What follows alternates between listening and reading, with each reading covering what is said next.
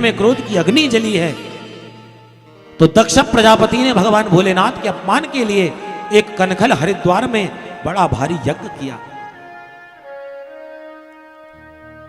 और इतना भारी यज्ञ किया कि जितने संसार के जितने भी देवी देवता थे सबको आमंत्रित किया, केवल नहीं बुलाया तो भगवान भोलेनाथ और माता सती। तैयारी चल रही है कनखल हरिद्वार में यज्ञ की, यज्ञ हो रहा है, सारे देवता आमंत्रित हैं और सब जानते हैं कि भगवान भोलेनाथ और माता सती को बुलाया नहीं गया। एक बार प्रेम से कहूं श्री राधे। अब देवताओं को पता चला कि यज्ञ में जाना है, तो देवता लोग अपना विमान सजा सजा करके श्रृंगारित होकर के नृत्य गीत गाते गाते आज दक्ष के यज्ञ में जा रहे हैं। और देखो देवताओं को पता है कि भोलेनाथ को बुलाया नहीं है। जब जानबूझ करके जब पता है भोलेनाथ और माता सती को नहीं बुलाया, उसके बाद भी अपने विमान को कैलाश के ऊपर से लेके जा रहे हैं। भैया यदि रोड से जाने की रास्ता हो तो सब जानते हैं कि मेला ग्राउंड जाना है तो इसी रोड से आना पड़ेगा, मजबूरी है, ना चाहते हुए आना पड़ेगा क्योंकि एक ही रोड है। पर यदि आपको कहा जाए कि हेलीकॉप्टर से आपको मेला ग्राउंड आना है तो जरूरी नहीं कि आपको जबलपुर होते ही आना पड़े या देवरी होते ही आना पड़े या मंडला होते ही आना पड़े, आप तो कोई भी दूसरे रास्ते से ऊपर घूम के आ सकते हैं। तो देवता तो विमान में जा रहे हैं, चाहते तो कोई भी रास्ता से हरिद्वार चले जाते, कैलाश के ऊपर से क्यों जा रहे हैं? बोले इसलिए जा रहे हैं भैया कि बताना चाह रहे कि देखो देखो हमें बुलाया, तुम्हें बुलाया नहीं। संसार में कुछ लोग ऐसे होते हैं, जैसे कोई भागवत कराता है और उसकी बाजू वाले से नहीं पटती तो चप्पल उसी के यहाँ उतारेंगे जिसके साथ नहीं पटती। अरे वो भागवत हो रही है ना तो तिवारी जी के यहाँ तो चप्पल घूम जाती, तो हमने सोचा आपके यहाँ चप्पल उतार, आपको नहीं बुलाया। अरे राम राम, बाजू में रहने वाले को नहीं, हमको बड़ा बुरा लगा भाई, जानने के बाद भी ऐसी बातें करेंगे कि बड़ा दिमाग खराब हो रहा है। अरे आपको नहीं बुलाया, हमने तो कभी ऐसा सोच भी नहीं सकते थे कि आपको नहीं बुलाया हो। तो ये देवता जानते हैं कि भगवान भोलेनाथ और माता सती को नहीं बुलाया, इसलिए जानबूझ करके ऊपर से भगवान को लेके जा रहे कि देखो हमें बुलाया तुम्हें नहीं। और गोस्वामी जी तो इतना भी अपने रामचरितमानस में कह रहे हैं कि सुर सुंदर ही करही कल गाना। केवल शांति से नहीं जा रहे हैं ये देवी देवता, नृत्य गीत गा गा के जा रहे हैं ताकि लोगों को सुनाई दे कि देखो हम जा रहे हैं। अचानक माता सती की दृष्टि इन विमानों पर पड़ी, और जब बहुत सारी माताएं तैयार होकर कहीं जाती हैं तो माताओं के मन में वैसी खलबली मच जाती, ये इतनी सारी सब जा कहां रही हैं, क्या हो रहा है? मेला ग्राउंड में कहीं मेला तो नहीं भर गया फिर से? प्रेम से कहो श्री राधे। विचार करने लगे। माता सती से नहीं रहा गया तो पूछ बैठी, देवी कहां जा रही हो? देवांगनाएं बोली, अरे सती तुझे नहीं पता, हम तेरे पिताजी के यज्ञ में जा रही हैं हरिद्वार कनखल में। माता सती सोच रही है मेरे पिताजी के यहाँ यज्ञ? वे हाँ, तू नहीं जा रही, अभी तक तैयार नहीं हुई, तू क्या कर रही है? माता सती बोली, अरे अरे बहनाओं तुम पहुंचो बस में अभी तैयार होकर के आ रही है। और माताओं को पता बस चल जाए महाराज कि हमारे मायके में कार्यक्रम हो रहा है, फिर देखो 3 दिन पहले से तो नींद नहीं आती, रात भर तक खुशी के मारे तैयारी करके हमारे आनंद में डूबी रहती, कल हमारे मायके में कार्यक्रम। माता भवानी भी मन में सोचने लगी मेरे पिताजी के यहाँ यज्ञ है और मुझे कोई खबर नहीं। कोई बात नहीं, खबर नहीं आई तो कोई बात नहीं, अपने भोलेनाथ को मनाती। भगवान भोलेनाथ आंख बंद करके नेत्र बंद करके बैठे थे, माता भवानी आके भोलेनाथ के चरणों को दबाने लगी। बम भोले। भोलेनाथ नेत्र खोले और बोले, देवी सती क्या हो गया, चरण क्यों दबा रही हो? माता सती बोली, क्षमा करिए महाराज, पर हम पति व्रताओं का धर्म ही है पति की सेवा करना, तो मैं तो अपने पतिदेव की सेवा कर रही हूं, उसमें चरण दबाने नहीं दबाने का क्या प्रश्न है? भोलेनाथ बोले, देवी जी आज कुछ ज्यादा ही पतिव्रता निभा रही हैं आप, सच सच बताइए आपके मन में क्या चल रहा है? माता सती कहने लगी, तो कहूं? बोले हाँ कहो। भोलेनाथ ये विमान देख रहे हैं आप सवेरे से, कहां जा रहे हैं? आपको पता ये विमान कहां जा रहे हैं? बोले नहीं।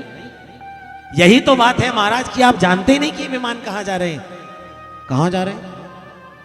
अब देखो प्रायः माताओं की आदत होती है जब अपने मायके के बारे में कहती है तो बड़ा मेरा मेरा लगा के कहती, मेरे मायके में, मेरे भैया के यहाँ, मेरे पिताजी के यहाँ। पर आज जब भगवान भोलेनाथ ने पूछा तो माता सती ने मेरा शब्द का प्रयोग नहीं किया। भोलेनाथ को अपनत्व दिखाने के लिए भोलेनाथ के प्रति संवेदना व्यक्त कर रही है। क्या कह रही है माता सती? कहती भोलेनाथ, प्रजापतिस्ते स्वसुरस्य साम्प्रतं निर्यापितो यज्ञमहोत्सव किल वयं च तत्र विसरामते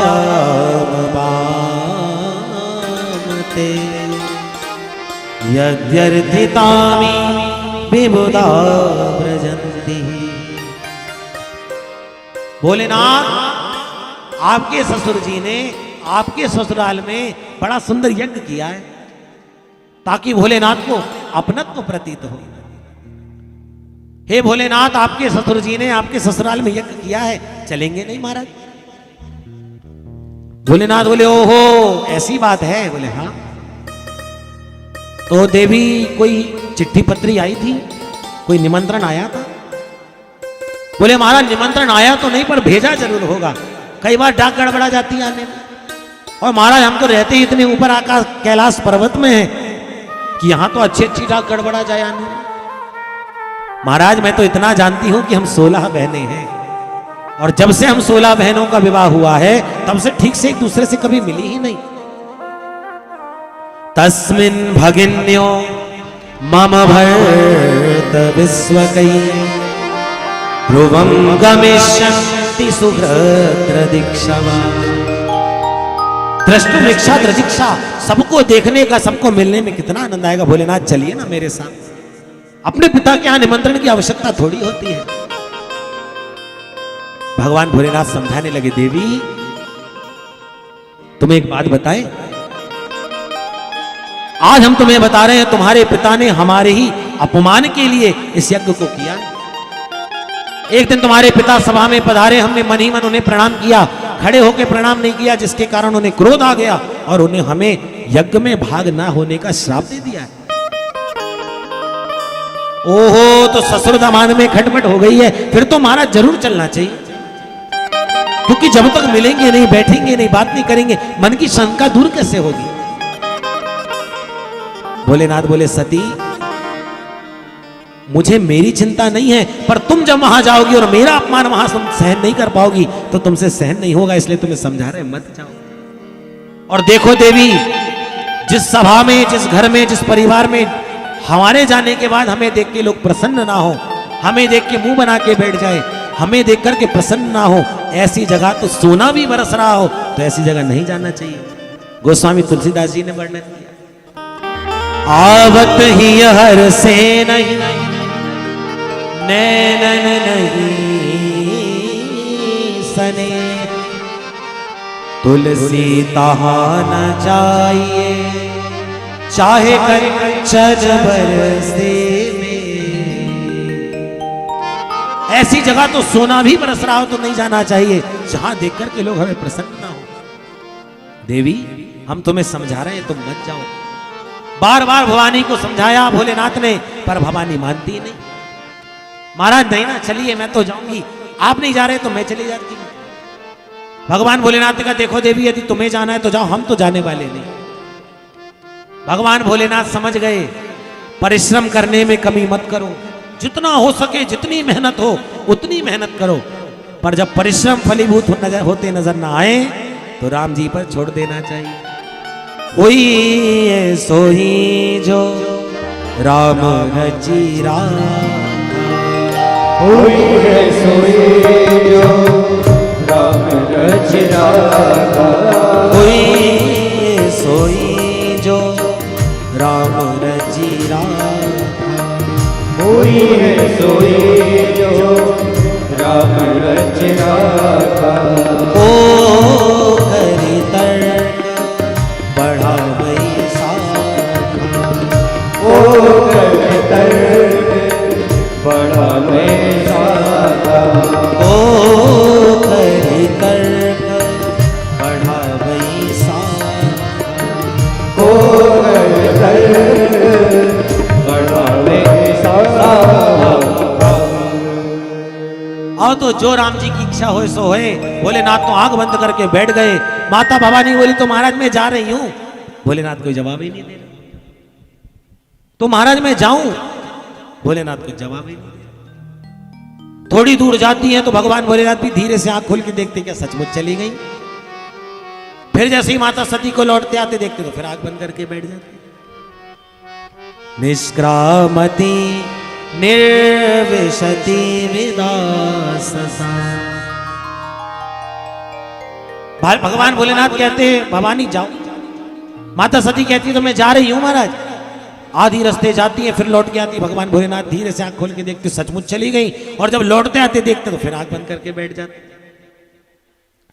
जब बार बार भवानी थक गई तो कहती है महाराज अब तो मैं सचमुच जा रही हूं। और ऐसा कह के माता सती तो अपने पिता के यज्ञ में निकल पड़ी। भगवान भोलेनाथ ने देखा ये सचमुच चली गई हैं। नंदी भृंगी आदि को आदेश दिया जाओ तुम भी अपनी माता जी के साथ जाओ। दौड़े दौड़े नंदी गण आए। माता जी हम भी चलेंगे कह के निकल पड़े। और सती महारानी की जय जयकार करते हुए सभी गण आज यज्ञदक्ष के यज्ञ में पहुंच गए। बोले सती महारानी की जय हो। जैसे ही सती महारानी के साथ दक्ष के यज्ञ में प्रवेश किया, सबसे पहले जैसे ही प्रवेश किया तो बहनों से मुलाकात हो गई। और जैसे ही बहनों से मुलाकात हुई तो बहनों ने तो व्यंग के बाण छोड़ने शुरू कर दिए। एक बहन कहती है आओ आओ सती। बहन हमें पता लगा कि पिताजी ने तुझे निमंत्रण नहीं दिया, हमें तो बड़ा बुरा लगा। कोई बात नहीं बहन, देख हमें निमंत्रण नहीं मिलता ना तो हम तो खड़ी भी नहीं होती, पर तूने बहुत अच्छा करी जो तू आ गई। अब ये तो दुनिया जानती है कि निमंत्रण नहीं मिला, फिर ऐसी बात करने की क्या जरूरत है। बार बार ऐसी बात कर रही। एक बहन कहती है सुन मेरे पतिदेव तो कभी मुझे आने ही नहीं देते यदि निमंत्रण नहीं जाता तो, पर तूने बहुत अच्छा करी जो तू आ गई। एक बहन कहने लगी आओ आओ बहन सती, और क्या हालचाल है। जीजा जी ने कपड़े पहनना शुरू कर दिए, अभी भी नंगे ही घूमते हैं। बोलो राधे राधे। व्यंग के बाण छोड़ रही हैं। पर मायके में सबसे अधिक प्रेम होता है तो माँ का होता है। अरे माँ है तो मायका है। और यदि माता सती के नहीं आने का सबसे ज्यादा दुख यदि किसी के मन में था तो वो माता प्रसूति के मन में था। जैसी माता सती की ओर दृष्टि पड़ी प्रसूति की तो दौड़ करके जाकर के माता सती को हृदय से लगा लिया। सादर भला या मिली एक माता, सादर भला या मिली एक माता, सादर भला या मिली एक माता, सादर भला ही मिली एक माता। भगनी मिली बहुत मुस्काता, भगनी मिली बहुत मुस्काता, भगनी मिली बहुत मुस्काता, भगनी मिली बहुत मुस्काता। सादर भला या मिली एक माता, सादर भला मिली एक माता, सादर भला या मिली, सादर भला या मिली, सादर भला मिली एक माता। दौड़ करके जाकर के माता प्रसूति ने सती को हृदय से लगा ली और कहने लगी बेटी न जाने तेरे पिता को किस बात का घमंड आ गया है। उन्होंने सभी को आमंत्रित किया पर तुझे नहीं बुलाया। यज्ञशाला में जैसे ही मां भवानी गई हैं और जैसे यज्ञ में प्रवेश किया तो यज्ञशाला में सारे देवताओं के भाग, पर भगवान भोलेनाथ का कहीं भी भाग नहीं है। जो देवता हमेशा खड़े होकर के माता भवानी को प्रणाम करते थे, आज वही देवता मुंह घुमा करके माता भवानी के सामने हो रहे। क्रोध आ गया। अरुद्र भागम तमवेक्ष चाध्वर पित्रा च देवे कृतहेलनं विभो अनाद्रताय सदस्य धीश्वरी चुकोपलोकान्यवधक्षति रुषा। भगवान रुद्र का जब कहीं भाग नहीं पाई तो बड़ी क्रोध में आ गई। पिता के पास गई तो पिता ने कहा तुझे जब किसी ने बुलाया नहीं तो तू क्यों आई है? माता सती तो रोने लगी और कहने लगी आज मुझे दुख इस बात का नहीं कि तुमने मेरे पति का अपमान कर दिया। मुझे दुख इस बात का भी नहीं कि तुमने मेरे भोलेनाथ को कोई भाग नहीं दिया। मुझे दुख इस बात का भी नहीं कि तुमने मेरे भोलेनाथ का अपमान कर दिया। आज मैं दुखी इसीलिए हो रही हूं कि एक शिवद्रोही की मैं पुत्री हूं। यदि आज मुझे दुख इस बात का हो रहा है कि जब मैं यहां से लौट करके जाऊंगी ना तो मेरे भोलेनाथ मुझे ये नहीं कहेंगे कि आओ सती। मेरे भोलेनाथ मुझे कहेंगे आओ दक्ष कुमारी, आओ दाक्षायणी।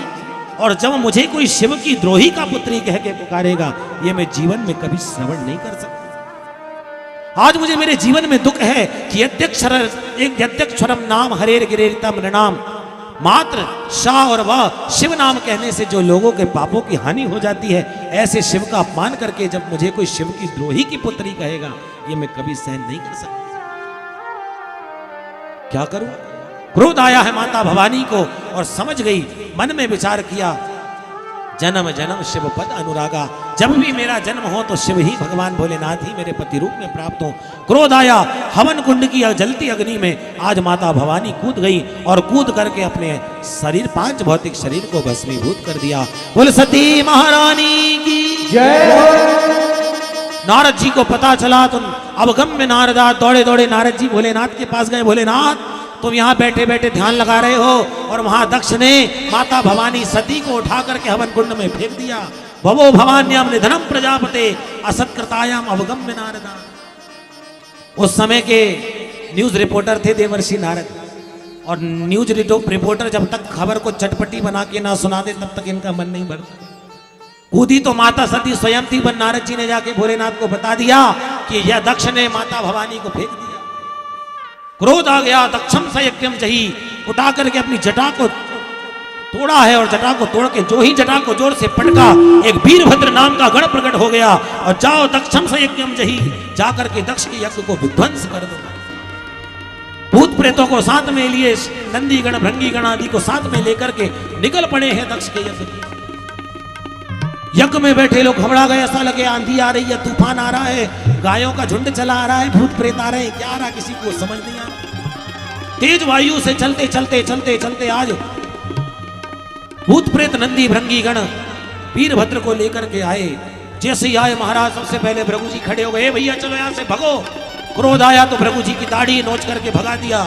पूसा देवता है तो पूसा देवती की बत्तीसी नोच ली, भग देवता की आंखें नोच ली। सबके चित्रवध करते करते करते करते भंडारे में पहुंच गए। भंडारे में जाकर के खीर मालपुआ के गंजे में जाकर के डुबकी लगाने लगे, सारा ध्वस्त कर दिया यज्ञ को। जाकर के यज्ञ की अग्नि में पानी डाल दिया और पानी डाल करके महाराज क्रोध आया है और दक्ष के सिर को उठा करके तलवार से काटा और काट करके हवन कुंड में फेंक दिया। और नमः पार्वती पतये हर हर महादेव, सारे दक्ष के यज्ञ को विध्वंस कर दिया। सब घबरा गए, राम राम ये क्या हो गया। बोले भैया आ गए शिव के गण, दक्षम सयज्ञम जही, दक्ष का यज्ञ समाप्त हो गया। सिर कट के हवन कुंड में गिर गया, दक्ष का धड़ पड़ा है। सारे देवता घबरा गए, अरे राम राम ये क्या हो गया, क्या करें भाई। यज्ञ भी अधूरा रह गया, अब यज्ञ की पूर्ति कैसे हो, कुछ समझ नहीं आ रहा।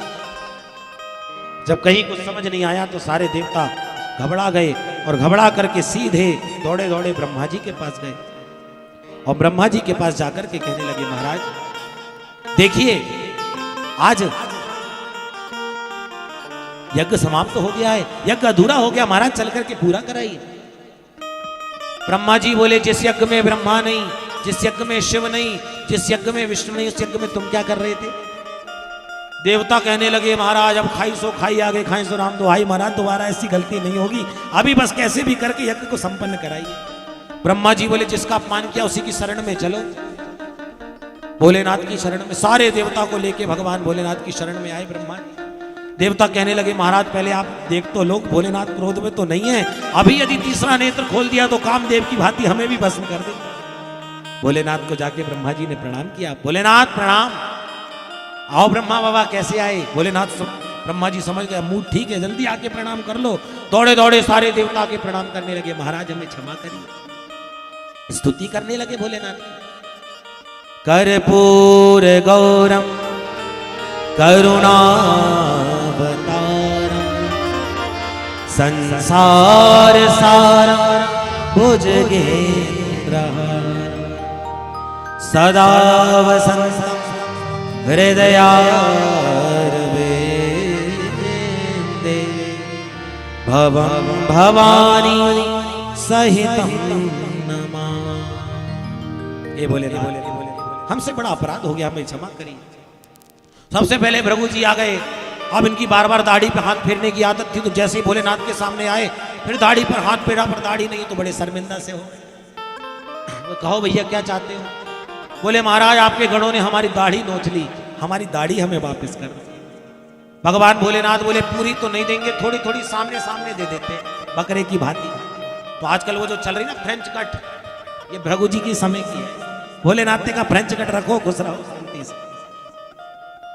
दूसरा देवता आ गए, महाराज मेरी तो 32 ही नोच ली, मैं क्या करूं, खाते पीते नहीं बन रहा। भोलेनाथ कहते सतुआ घोर के पियो, खाने पीने की कोई जरूरत नहीं है, जाओ आशीर्वाद दे। भग देवता आ गए, महाराज मेरी तो आंखें नोच ली। बोले मित्र की दृष्टि से देख सकोगे ऐसा आशीर्वाद देते। सबको आशीर्वाद दिया। भगवान भोलेनाथ ने कहा चलिए यज्ञ संपन्न कराइए। भगवान भोलेनाथ बोले जिस यज्ञ में हमारा कोई भाग नहीं, उस यज्ञ में हम जाके क्या करेंगे? सारे देवता एक स्वर में बोले महाराज आज से जो भी यज्ञ होंगे उसमें जितनी बच्ची कुची सामग्री होगी उन सब में आपका ही अधिकार होगा। भगवान भोलेनाथ बोले जो ही राम सोई राम, हम तो सब में खुश हैं भैया, चलो यज्ञ संपन्न कराएं। यजमान कहाँ है? बोले यजमान का धड़ ये पड़ा है और सिर हवन कुंड में। जंगल से जाके बकरे का सिर लेकर के आए, बकरे का सिर लगाए, और जैसे ही बकरे का सिर लगाया हाथ जोड़ करके, तो महाराज दक्ष भी भगवान भोलेनाथ की स्तुति करने लगे। पर जरा विचार कीजिए, कोई बकरा जब भगवान की स्तुति करे तो कैसा सुनाई देगा? तो बम बम बम बम बम ऐसा सुनाई देने लगा। इसलिए भगवान भोलेनाथ के भक्त जब भगवान भोलेनाथ को प्रसन्न करने मंदिर में जाते हैं तो कहते बम बम भोले, क्योंकि जब बम बम भोले कहते हैं तो भगवान भोलेनाथ को अपने ससुर जी की याद आ जाती है, तो भगवान भोलेनाथ भक्त से प्रसन्न हो जाते हैं। एक दिन तो सवेरे सवेरे शिव जी के मंदिर में एक भक्त पहुंच गया, जोर जोर से चिल्लाने लगा बम बम बम। पड़ोसी ने पुलिस वालों को फोन कर दिया हमारे मोहल्ले में बम। पुलिस वाले आ गए, भैया कहाँ है बम? अरे बोले बम नहीं, बम बम भोले, वो वाला बम नहीं, हम तो ये बम बम भोले पूजा करने आए। अकेला बम बोलना भी खतरे से खाली नहीं मारा है। भगवान भोलेनाथ की दक्ष ने स्तुति करी, सबने मिलकर प्रार्थना करी भोलेनाथ हमें क्षमा करिए, हमसे अपराध हुआ है। और तब भोलेनाथ ने सारे देवताओं के साथ मिलकर के यज्ञ को संपन्न कराया। और भैया यज्ञ संपन्न होता भी कैसे? क्योंकि भवानी शंकर वंदे श्रद्धा विश्वास रूपिणौ।